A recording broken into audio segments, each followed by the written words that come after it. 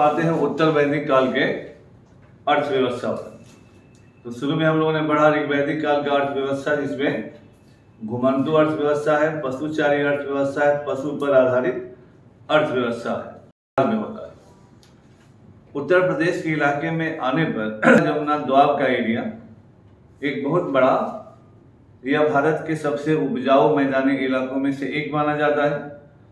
हालांकि सिंधु नदी से बंगाल तक जो नदी का एरिया है लगभग 3000 किलोमीटर का एरिया है और 300 किलोमीटर की चौड़ाई वाला एरिया विश्व के सबसे बड़े नदी घाटी एरिया में माना जाता है। लेकिन उसमें से भी सबसे इम्पोर्टेंट माना जाता है गंगा जमुना द्वाब का एरिया। गंगा और जमुना नदियों के बीच का एरिया, दो नदियों के बीच के एरिया को द्वाब बोलते हैं। और जो मिट्टी उससे तैयार होती है that is the most productive soil. इसीलिए भारत के इतिहास में जो भी साम्राज्यों का निर्माण हुआ है सिंधु घाटी के बाद, वो सभी तभी सर्वाइव किए हैं जब उन लोगों ने गंगा जमुना द्वाब पर कब्जा किया है। यूपी और बिहार पर कब्जा करने वाले लोग, वह मौर्य वंश हो या इससे भी पहले मगध का उत्कर्ष इधर ही हुआ, या कोसल राज्य भी यूपी में ही था, अवंती राज्य मध्य प्रदेश में था। तो जो भी मजबूत साम्राज्य निर्माता हुए सब नॉर्थ इंडिया में हुए। उसके बाद पीरियड में भी अगर मुस्लिम लोग जो भी मजबूत राजा हुआ वो सब नॉर्थ इंडिया के इन इलाकों पर कब्जा करने के बाद ही हुआ। इसीलिए यह अंग्रेजों ने भी अस्थायी बंदोबस्त ये सब जो इधर ही लागू किया, सबसे ज़्यादा रेवेन्यू इधर ही वसूला।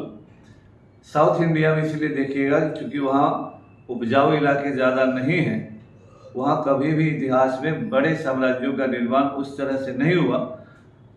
चोल साम्राज्य बड़ा साम्राज्य है, विजयनगर साम्राज्य बड़ा साम्राज्य है, लेकिन उसका निर्माण उस तरह से नहीं है जैसे नॉर्थ इंडिया में साम्राज्यों का निर्माण हुआ। इसीलिए उत्तर वैदिक काल में पहला नंबर कि आर्यों का आगमन आज के यूपी और बिहार में होता है, मध्य प्रदेश में होता है। तो एक उपजाऊ, बहुत बड़े उपजाऊ इलाकों में आर्यों का आगमन होता है। और जो हमने पहले भी कहा कि राक्षस और आर्यों की लड़ाई कही जाती है, बेसिकली वो इंडिजिनस लोग हैं जिनको राक्षस से कहते हैं, जिन लोगों का कब्जा इस क्षेत्र में था। और धीरे धीरे आर्यों ने इस क्षेत्र पर अपना कब्जा बनाया और उनका क्या हुआ उसमें बाद में हम लोग आएंगे, और एक विवाद भी है। लेकिन हमेशा ऐसा हुआ है कि जब भी कोई आदमी नए क्षेत्र में जाता है, वो राजा हो, महाराजा हो, आम आदमी हो, तो जो भी रह रहा आदमी होता है उसको लोग कब्जा करता है, उसको सबॉर्डिनेट बनाता है और अपने सिस्टम में एडजस्ट होने लायक होता है तो करता है जहाँ भी वो। स्वाभाविक है कि जीतने वाला कभी भी हारने वाले को अपने बराबरी का दर्जा नहीं देता। ये प्राचीन काल से या इतिहास के हर पीरियड में दर्ज है, तो स्वाभाविक है कि उनको अपने बराबरी का दर्जा नहीं देगा। लेकिन अब हम लोग यहाँ सीधे यहीं रहते हैं। ऋग वैदिक काल के बाद जब उत्तर वैदिक काल में अर्थव्यवस्था का ट्रांसफॉर्मेशन होता है, तो पेस्टोरल यानी पशु पर आधारित अर्थव्यवस्था से इसका ट्रांसफॉर्मेशन कृषि पर आधारित अर्थव्यवस्था पर होता है। अब जो कृषि पर आधारित अर्थव्यवस्था है, इसको हम कैसे कहेंगे? जैसा मैंने पहले कहा कि इतिहास में कोई भी चीज केवल कह देने से नहीं होता है, आपको उसके लिए प्रमाण देना होता है। तो ऋग्वेद के अलावे, हालांकि ऋग्वेद का पहला मंडल, 9वां मंडल, 10वां मंडल भी उत्तर वैदिक काल में ही लिखे जाने की संभावना है। सामवेद, यजुर्वेद, अथर्ववेद, ब्राह्मण ग्रंथ, आरण्य ग्रंथ, उपनिषद ग्रंथ, ये सभी ग्रंथ उत्तर वैदिक काल में लिखे गए हैं। इन ग्रंथों में जो शब्दों का प्रयोग है, बहुत सारे आर्थिक गतिविधियों के बारे में जिक्र है, तो इन्हीं सारे ग्रंथों के आधार पर उत्तर वैदिक काल के बारे में इकोनॉमिक हिस्ट्री का रिकॉन्स्ट्रक्शन होता है। दूसरा नंबर कि उत्तर वैदिक काल को इतिहास में मृदभांडों की स्थिति से पीजीडब्ल्यू फेज कहा जाता है। पीजीडब्ल्यू, पेंटेड ग्रेवेयर, चित्रित धूसर मृदभांड, है ना। तो उत्तर वैदिक काल में आर्कियोलॉजिकल एविडेंसेज भी मिले हैं, है ना। तो उत्तर वैदिक काल का जैसे ही पीजीडब्ल्यू फेज नाम होगा, उसका मतलब ये होगा उत्तर वैदिक काल, चित्रित धूसर मृदभांड, पेंटेड ग्रे वेयर, है ना। तो पेंटेड ग्रे वेयर उत्तर वैदिक काल की विशेषता है। इस पीरियड में शतपथ ब्राह्मण हो जो भी किताबें हैं इसमें कृषि की बहुत सारी प्रक्रियाओं का जिक्र है। जैसे कि ऋग्वेद के 2 से 7वें मंडल में कृषि के बारे में जिक्र न के बराबर है, इक्का दुक्का कहीं है। इसका मतलब है कि ऋग्वैदिक काल में कृषि आदमी के जीवन में डोमिनेंट नहीं था, लेकिन उत्तर वैदिक काल के जो भी ग्रंथ लिखे गए हैं उनमें कृषि के लगभग सभी प्रक्रियाओं का जिक्र है। इस पीरियड में काठक संहिता एक किताब है, काठक संहिता एक किताब है। इस किताब में 24 बैलों से खींचे जाने वाले हल का जिक्र है। 24 बैलों से खींचे जाने वाले हल का जिक्र है। तो 24 बैल से आज 2 बैल 4 बैल अधिकतम खींचते हुए देखा गया, लेकिन 24 बैलों से खींचे जाने वाले हल का मतलब ही हुआ there was a deep ploughing, गहरी जुताई होती होगी। और जो भी किसान है वो जानते हैं कि जमीन को हम जितना अधिक जोतते हैं जमीन की प्रोडक्टिविटी उतनी ही बढ़ती है। गांव में देखते हुए कि हाँ खेत का इतना चाष किया यानी इतना बार उसको हमने जोता, तो जितनी बार अधिक जोतिएगा मिट्टी उतनी कोमल और अच्छी होगी और उसमें फसल उतना ही अच्छा होगा। तो 24 बैलों से या थोड़ा जमीन भी करी होगी कुछ एरिया में। जब पटना जिला से हम आगे पूरब की ओर बढ़ते हैं तो जमीन ज़्यादा क्लेई है। पंजाब से लेकर पटना जिला तक का जो जमीन है वो ज़्यादा सैंडी है। तो सैंडी जमीन में आराम से खेती हो सकती है, लेकिन क्लेई जमीन में जैसे ही पानी सूख जाएगा उस जमीन का मिट्टी का जो ढेला है वो मारेगा। कोई आदमी किसी को तो कपार भी फोड़ दे सकता है, इतना वो हार्ड हो जाता है। तो उस समय हल को सिर कहा गया है, ये याद रखिए, हल को सिर कहा गया है काठक संहिता में। और हल की सूर को सीता कहा गया है, ये यूपीएससी में एक बार आया हुआ है ना। हल का जो फाल होता है सिर होता है उसको सीता कहा गया है ना, हल की सूर को। इस समय हल लकड़ी का, लकड़ी में 2 लकड़ी का प्रयोग है, एक है उदम्बरा और दूसरा है खदीरा। उदम्बरा गुल्लर का पेड़ हुआ, गुल्लर का लकड़ी हुआ, और खदीरा का मतलब खैर की लकड़ी। तो body of the ploughshare would be made of उदम्बरा, है ना। जो हल का पूरा हिस्सा है वह गुल्लर की लकड़ी उदम्बरा का बनेगा, जबकि फाल चूंकि हार्ड कड़ा लकड़ी है तो उसके लिए उससे फाल बनेगा। तो उदम्बरा और खदीरा की लकड़ी से हल बनाए जाने का जिक्र इस पीरियड में होता है। इसी तरह से शतपथ ब्राह्मण में, शतपथ ब्राह्मण इस समय का बहुत महत्वपूर्ण किताब है। शतपथ ब्राह्मण में कृषि की बहुत सारी प्रक्रियाओं का जिक्र किया गया है। शतपथ ब्राह्मण में कृषि की बहुत सारी प्रक्रियाओं का जिक्र है। शतपथ ब्राह्मण में कृषिता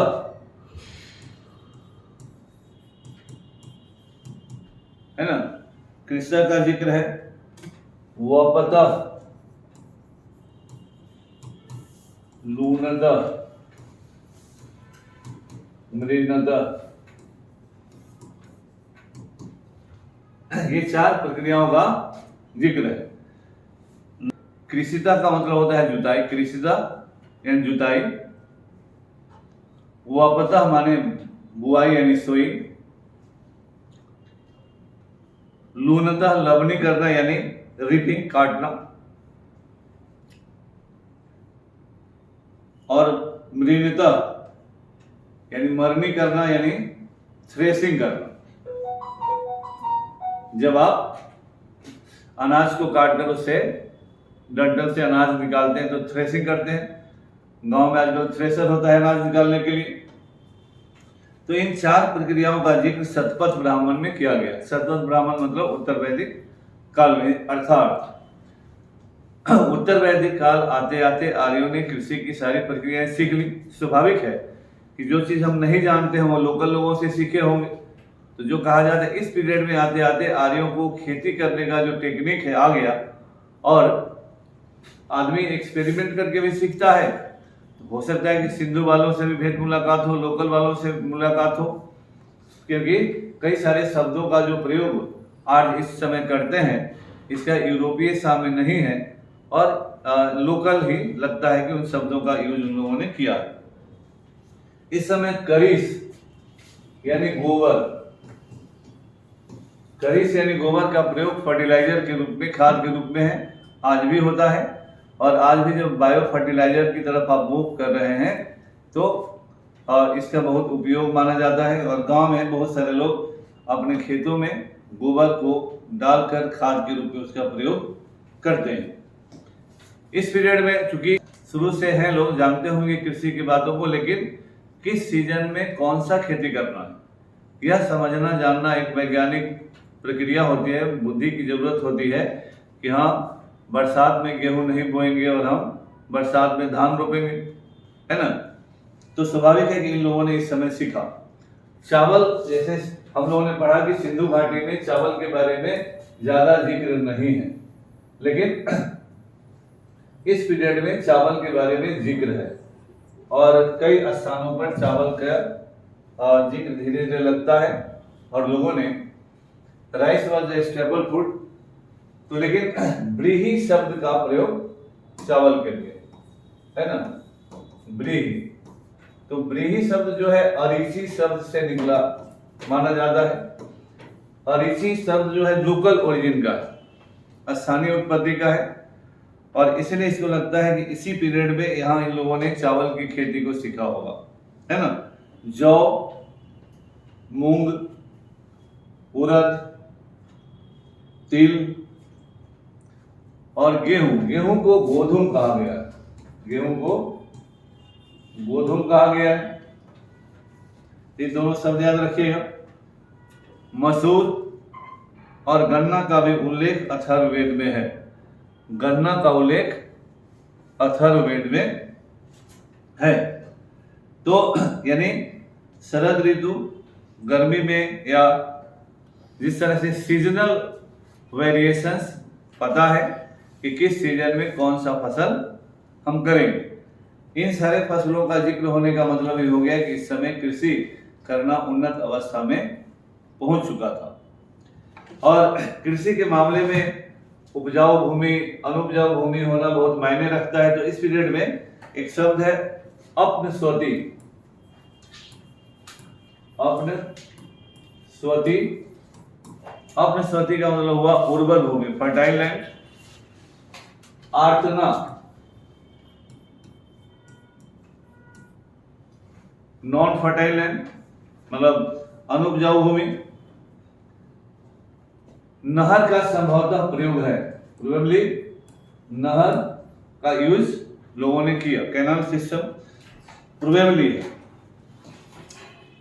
देखिए, शतपथ ब्राह्मण में खेती किए जाने के विधि संस्कारों का जिक्र है। शतपथ ब्राह्मण में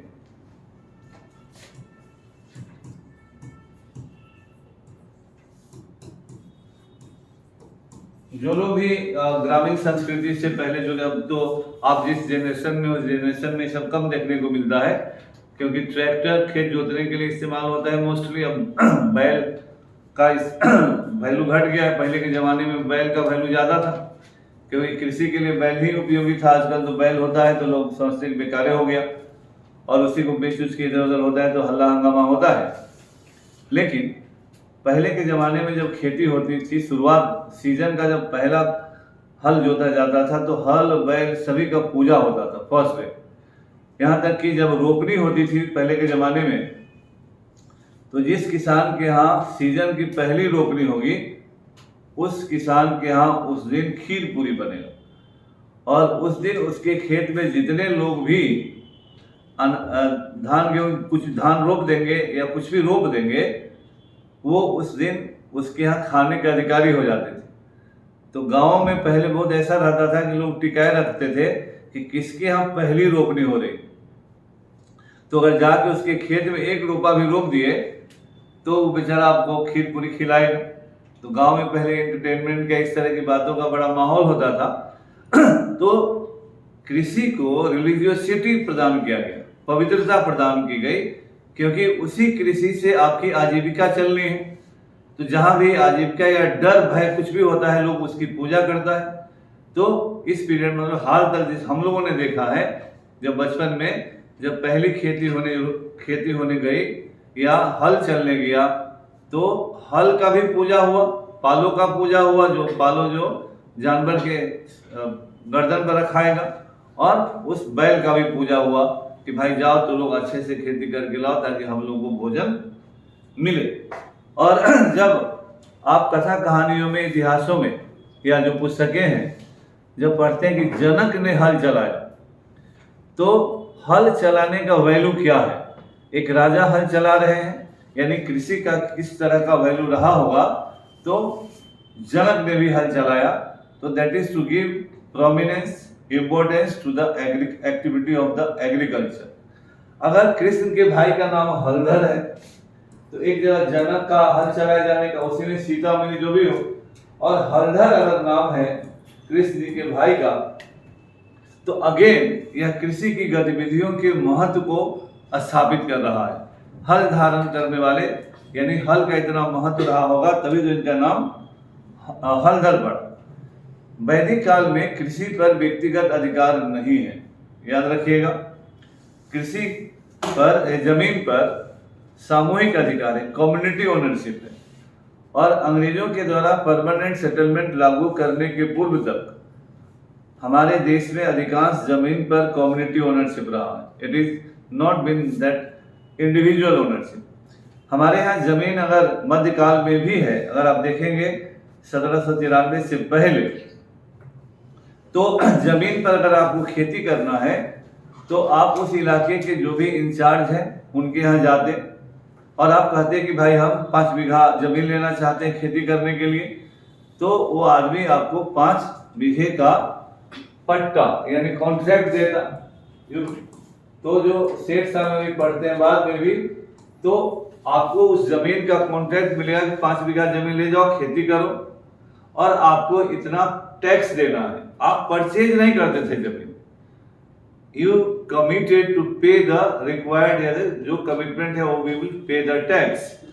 तो आपको पट्टा दिया और आपको कबूलियत देना था। कबूलियत आपने कबूला, यू एक्सेप्टेड कि this much of amount which has been written in the contract will be paid by me. तो पट्टा is given by the government या representative of that government and you are giving कबूलियत, acceptance. तो उस समय जमीन खरीद बिक्री का बात नहीं था, क्योंकि जमीन बहुत था, काम करने वाले लोग कम थे। और वैदिक काल में जमीन बनाने का प्रोसेस बहुत कठिन था, क्योंकि इससे पहले के पीरियड में कृषि का कितना बड़े पैमाने पर उपयोग था नहीं पता बहुत सारे लोगों को, लेकिन लोग कम थे तो कम ही कृषि होती होगी। लेकिन जिस तरह से आज आगे बढ़े, तो जंगलों को साफ करने के लिए अग्नि देवता का जो वैल्यू है एक इसलिए भी है कि अग्नि, जैसे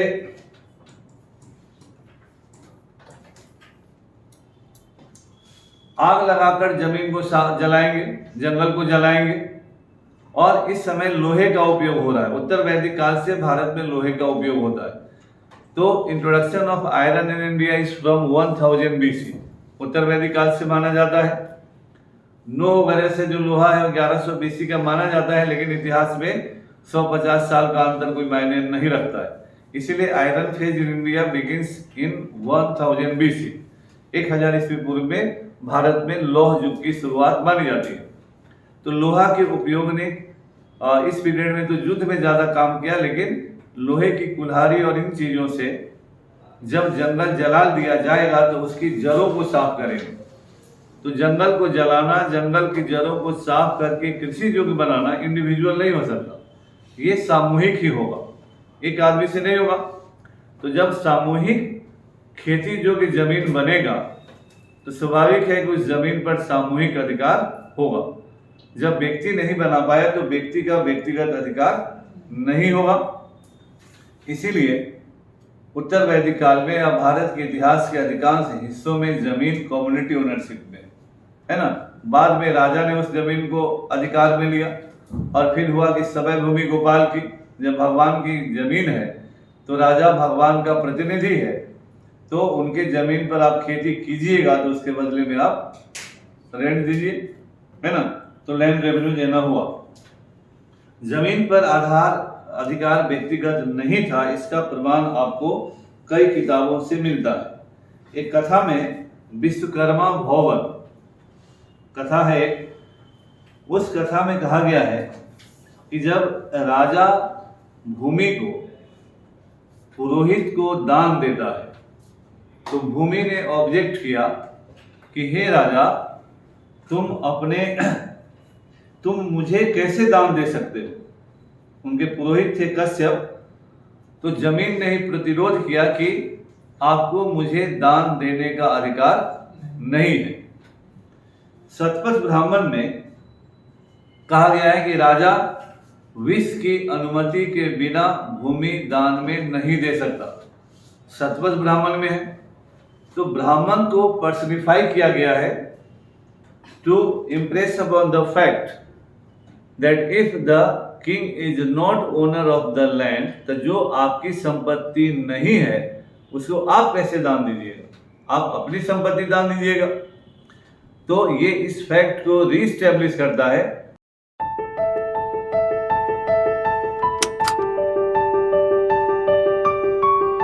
नहीं है तो राजा भी अपने मन से जमीन को दान नहीं दे सकता।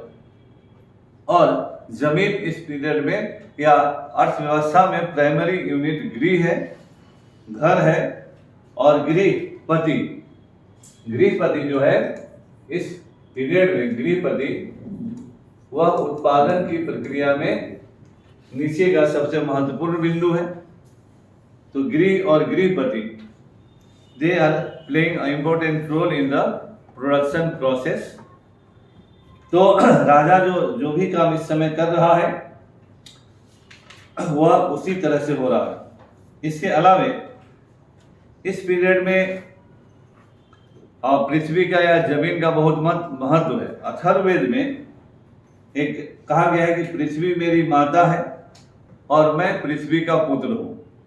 यह चीज भी जमीन के, जो पृथ्वी हमारी माँ है, जमीन हमारी माता है, इस चीज के कॉन्सेप्ट को इस्टेब्लिश करता है कि जो भोजन प्रदान करे, माँ बच्चे को फीड करती है, उसी तरह से जमीन सारे मनुष्यों के खाद्य आवश्यकताओं की पूर्ति करती है। तो वो भी धरती हमारी माँ, ये गीत जो हम लोगों के यहाँ भी पॉपुलर होता है। इसी तरह से ऋग्वेद के पहले मंडल का जो 117वां श्लोक है, उसमें हल द्वारा भूमि जोतने की शिक्षा का पहला जिक्र है।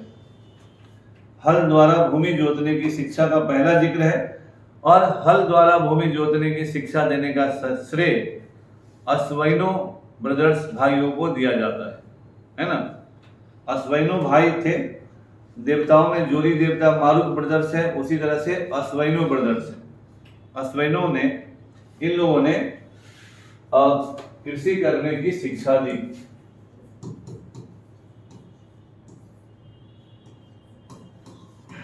है ना,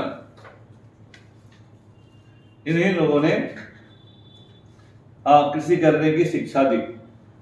इस समय कुछ वैसे शब्दों का प्रयोग है जो कृषि से संबंधित गतिविधियों को रिप्रेजेंट करते हैं, जो ऋग्वैदिक काल में नहीं, है ना। तो स्वाभाविक है कि जब कृषि की प्रक्रिया बड़ी होगी तो इन शब्दों का प्रयोग आया। जैसे जल के स्रोतों के लिए एक शब्द है खनितमा। खनितमा का मतलब हुआ खोद कर प्राप्त जल, यानी कुआं का जल। खनितमा खोद कर प्राप्त जल अर्थात कुआं का जल।